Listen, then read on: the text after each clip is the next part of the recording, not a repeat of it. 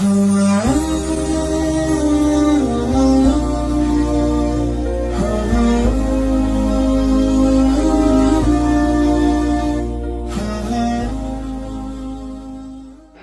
Ramadan lahirlah generasi yang takut kepada Allah Subhanahu wa ta'ala. Gimana puasa bisa menanamkan rasa takut? Orang kalau sudah puasa, jangankan untuk makan, kumur-kumur pun dia takut. Bolak-balik jamaah nanya ke saya, Ustaz, kalau sedang puasa kumur-kumur boleh apa enggak?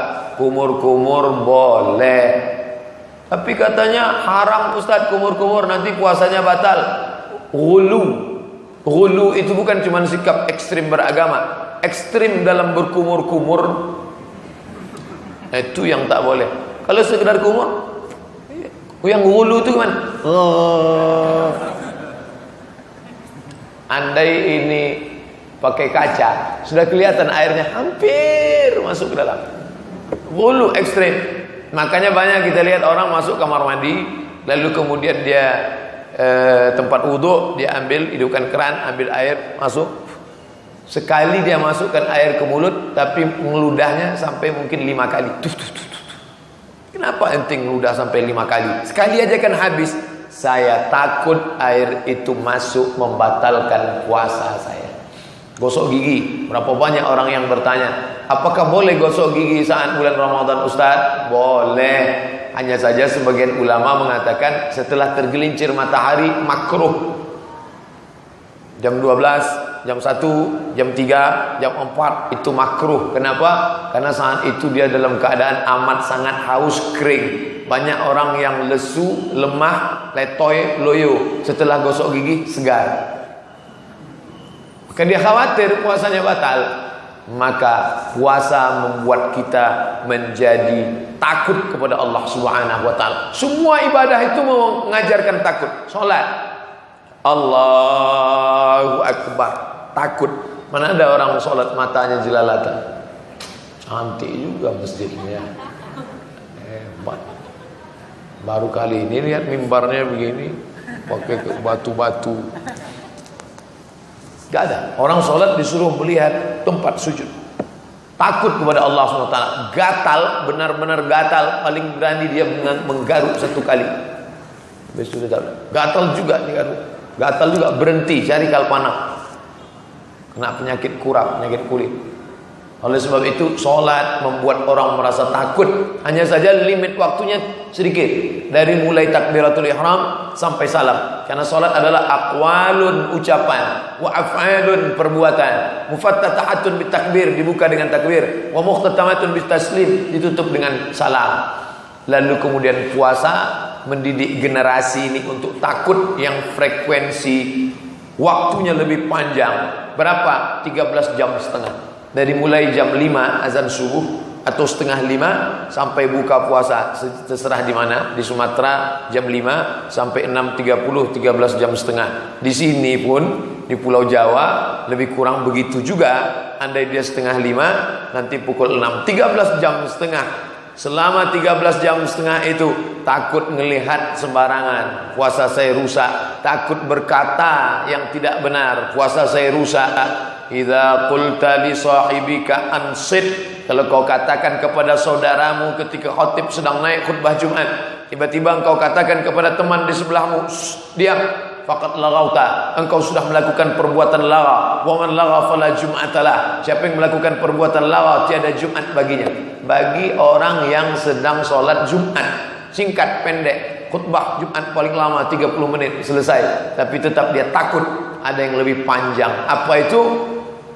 Idza syatamahu ahadun, engkau sedang puasa, tiba-tiba ada seseorang ngajak kamu kelahi, au qatalahu, atau ngajak engkau berperang, mengajak engkau berkelahi, mengeluarkan kata-kata, falyaqul, hendaklah engkau mengatakan inni shaim, inni shaim. Katakan 2 kali, inni shaim, inni shaim.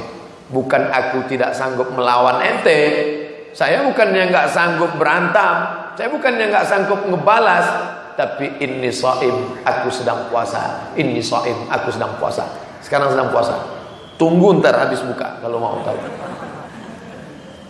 ditanamkan rasa takut kepada Allah Subhanahu wa taala. Krisis bangsa kita saat ini bukan krisis ekonomi, kita bukan krisis politik, kita adalah krisis rasa takut. Seandainya pedagang-pedagang di pasar itu takut, maka tidak akan ada kecurangan timbangan. Hari ini apa yang terjadi? Semua timbangan curang. 10 on sampai di rumah timbang 9 on setengah. Dia makan haram.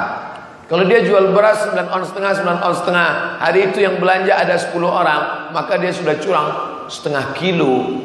Bayangkan 1 tahun dia sudah makan harta uang haram kemana? Krisis ekonomi berawal dari krisis riba, karena orang tidak lagi takut makan riba. Takut. Kenapa macet total? Macet karena jalan kecil. Tidak akan macet kalau kendaraan sedikit. Kenapa kendaraan banyak? Karena orang tidak takut lagi mengambil riba.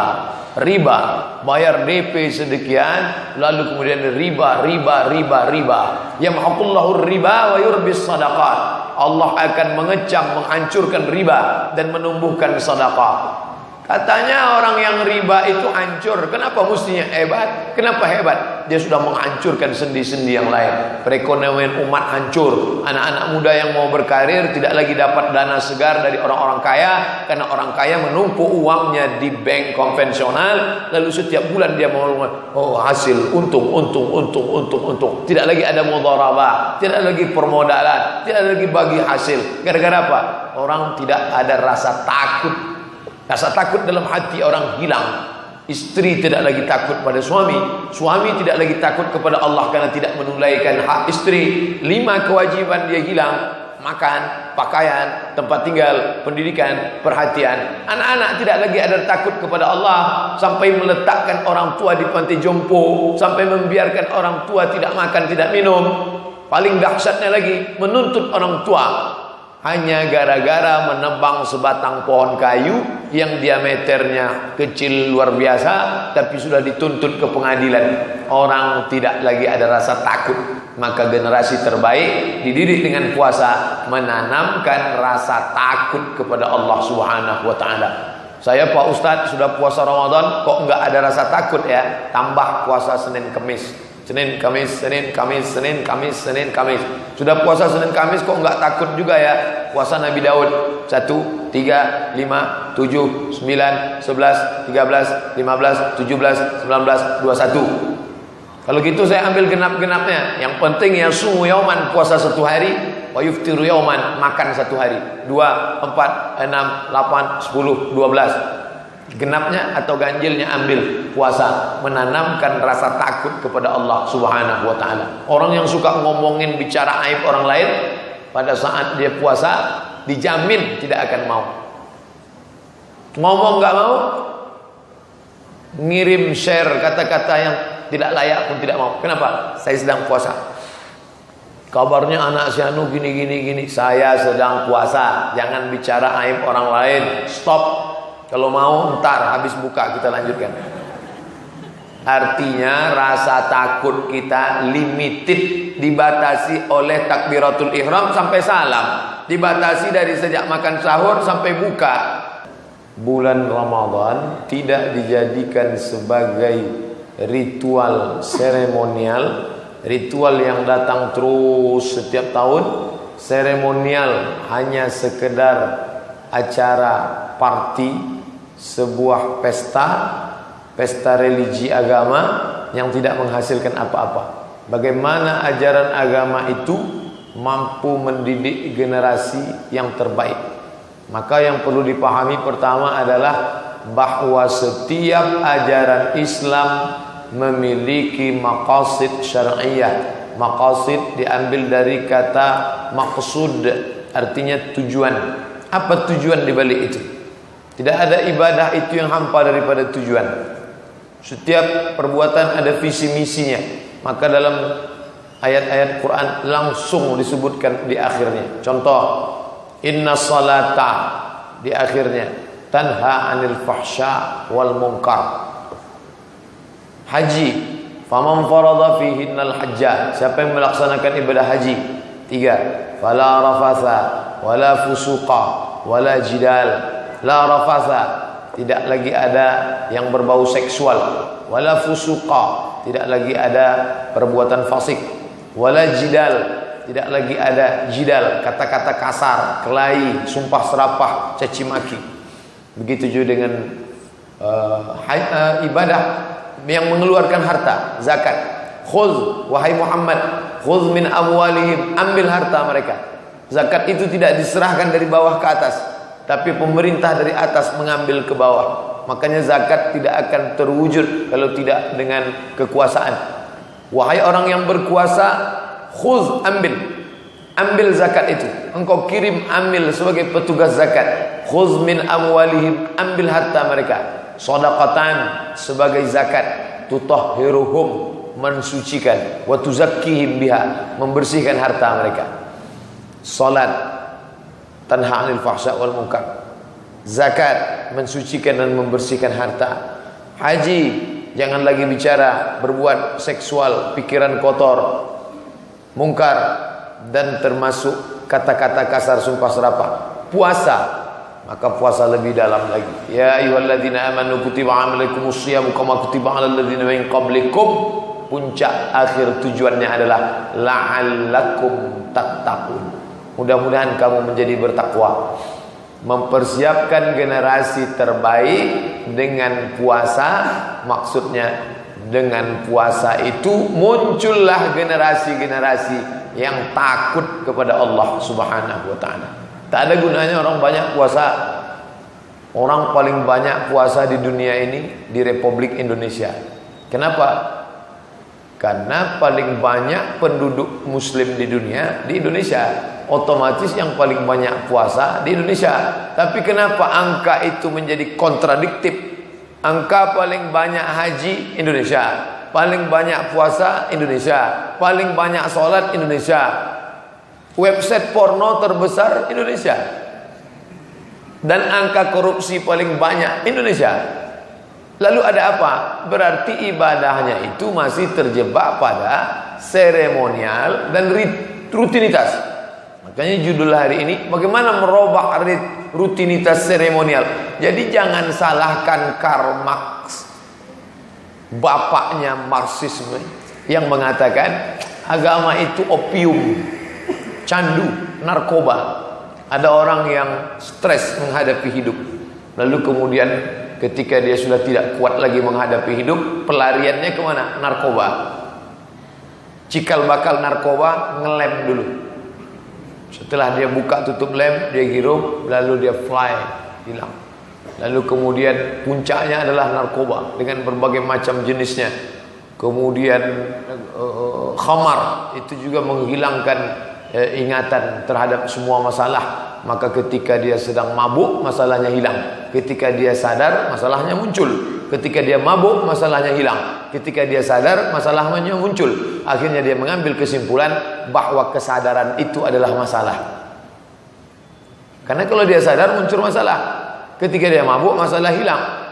Makin besar kota, makin hebat metropolitan, makin banyak masalah. Maka orang ingin lari dari masalah. Makanya jangan heran diskotik, karaoke, tempat-tempat hiburan menyajikan tempat-tempat yang menghilangkan masalah. Ada yang disebut dengan yang lebih celakanya lagi adalah agama-agama palsu yang mengatakan bila Anda masuk kemari Anda akan hilang masalah. Apa dia? Rumah-rumah spiritual. Spiritual adalah agama. Tapi kemudian ada orang-orang yang mengatasnamakan agama, membuat rumah-rumah spiritual. Bila Anda akan masuk kemari, maka masalah Anda akan selesai. Anda bermasalah dengan istri Anda bermasalah dengan mertua Anda bermasalah dengan anak Anda, masuklah ke sini, maka masalah akan selesai. Pejamkan mata, tarik nafas panjang, letakkan kaki kanan di paha kiri. Usah. Jadi agama itu hanya opium. Oh, Ustadz ngapain bawa ucapan Karl Marx ke dalam masjid? Haram hukumnya. Karl Marx itu kan komunis. Bawa ke dalam masjid. Saya ingin mengatakan, orang yang menilai agama dari luar agama akan menyamakan semua agama. Ada orang bermasalah, lalu dia pergi ke patung, lalu dia katakan, oh patung, aku sedang masalah, tolong aku. Lalu kemudian dia mendapatkan ketenangan, selesai masalahnya. Yang satu lagi dia ambil dupa, lalu dia keluarkan asap-asap. Yang satu lagi dia katakan dia perlu bersemedi, dia perlu mengosongkan pikirannya, yoga. Apa bedanya dengan Islam? Kata orang yang menilai agama dari luar agama. Punya masalah, korupsi, mau ditangkap KPK, bermasalah. Lalu kemana? Ke Mekah dululah. Nangis di pintu Ka'bah. Allah baik, Allahumma la baik. Alhamdulillah Pak Ustadz, hati saya tenang sekarang. Apa bedanya? Itu bukan agama, bukan agama yang asli. Agama yang diajarkan Nabi Muhammad SAW bukan agama yang menenangkan orang yang sedang stres, lalu agama dijadikan sebagai pelarian dari hidup. Islam mengajarkan kita bagaimana menghadapi hidup dengan ajaran agama. Bertindak benar, berpikir benar, berkata benar.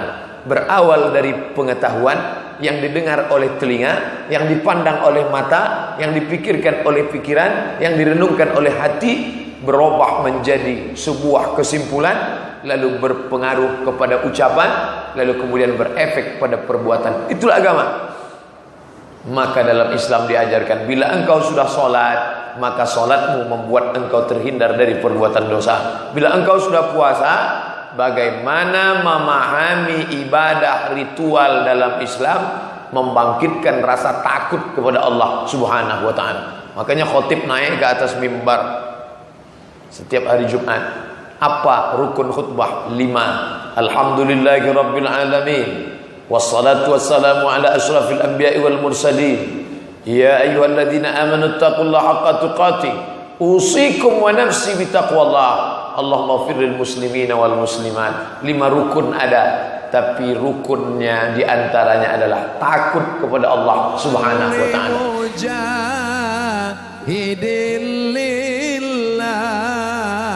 bi ahlil badri ya